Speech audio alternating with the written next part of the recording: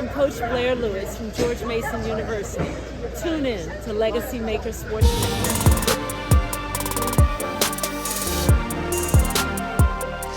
What's going on, everybody? Lamonte Thomas here, LegacyMaker Sports Network. We are here at the Henrico Sports and Events Center for A10 Women's Hoops Media Day. All right.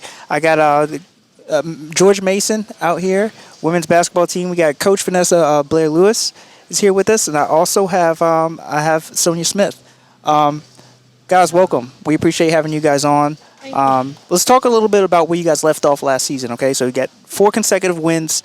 You guys end up knocking off LaSalle in tournament play before, the number one, you fall into the number one UMass team. But you definitely ended on a high note, right? So, like, where does that leave us into coming into this season, and how do you plan on continuing that play?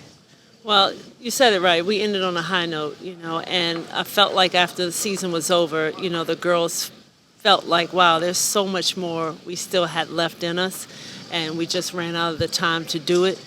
So we bottled that up. We've held on to that in the postseason and summer, and now it's so exciting to start this season because they know that there was so much more we left on the table. But we're going to be real greedy this year. All right, I like it. Now, in terms of the beginning of the season's activities, I know a lot of teams went overseas. Did you guys have any bonding, any trips going on, or like how did you guys what kind of team activities did you guys do at the beginning? So last year we went to Coach's house a lot, but this summer we did a lot of things on campus with each other, like got together for the 4th of July. Fireworks. Also got together, did a lock-in in our locker room, spent the night in there. And we do like a fun Friday every Friday morning. Fun Friday. In place of lift. All right. Where we go do like a workout, but it's another sport. So one time we went swimming. So the morning after the lock-in, we went and played volleyball together. So it was all fun. Okay, good. Team chemistry is always a big thing. What's you guys' motto this year? So, like, I know you said you ended on a high note last year. You bottled it up. Well, what's the motto? What's the saying that you guys stick to this year when it comes to? We're always believing big. Okay. Yeah, and I don't think that's ever going to change. We have goals that we've set out, and some of them are individual, some of them are team, but for the most part, like, we feel that if we believe we can get anything, we can capture all of our goals. Absolutely. You've been a real positive influence to these young women. I mean, these student athletes, not just on the court, but developing them into young ladies. And you've got a good history. You come from 13 years of Bethune-Cookman. You definitely had a lot of success there.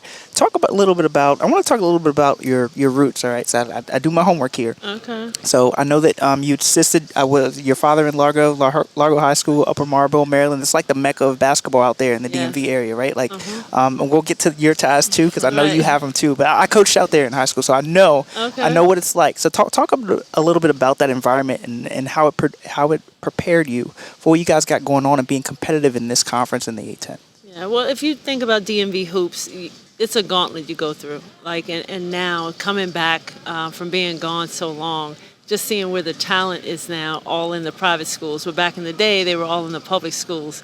But there's so much talent to go around. Like, you can find on any team 6 or 7 Division I players, which wasn't always the case. Right. For girls basketball, that's huge because you can go to another state and watch a game and not see one on either team playing. But on any given night, on any team playing in DMV, you have 7 to 8 girls that are all Division I athletes. So when you say go back to the roots, this was a perfect job for me to come back home to. I know the area. I've played in the area. I know the coaches. And the players in this area played my style of basketball. Like, we want to get up and down. We want to run. We want to push in transition. So, I know that the DMV is always going to be the biggest part of my roster.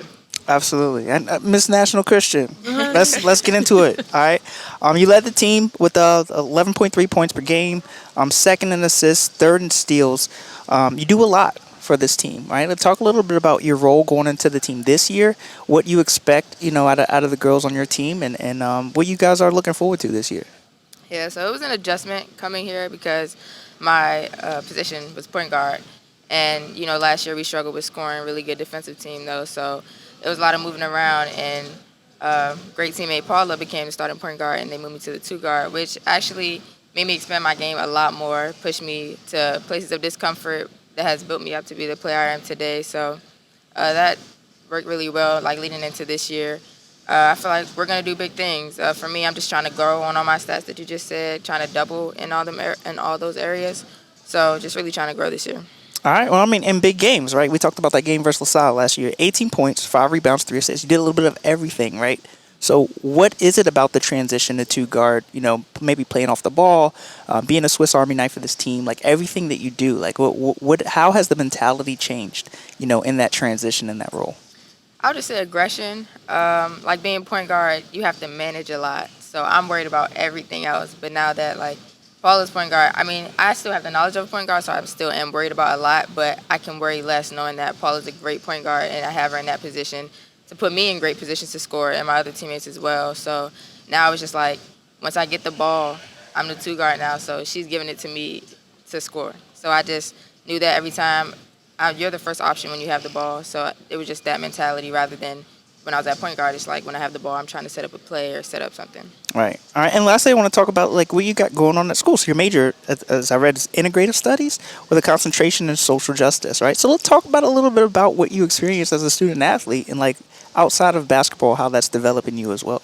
That was actually a big turnaround where I started at Sacred Heart for 3 years, and there I was exercise science, which is my real interest for post-college. But when I transferred, I had to change majors because credits were all over the place. And this was my second interest, and it's actually really helped me develop in a lot of areas in my life.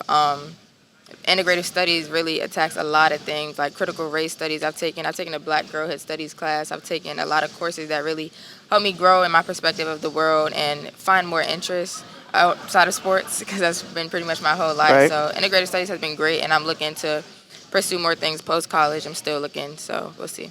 Okay. Well, guys, there you have it. For Coach Vanessa Blair-Lewis, we got Sonia Smith here for George Mason Women's Basketball. I'm Lamonte Thomas with LegacyMaker Sports Network. Thank you guys for coming on, and we wish you best of luck this season. Thank you so much. Thank you guys. Thank you for having us.